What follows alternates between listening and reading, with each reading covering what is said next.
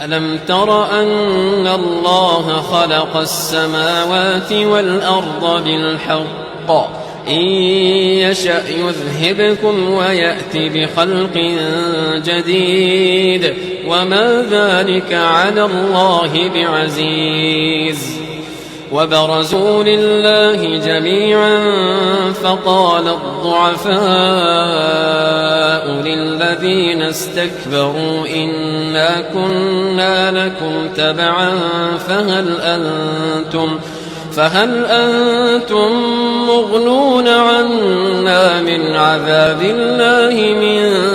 شيء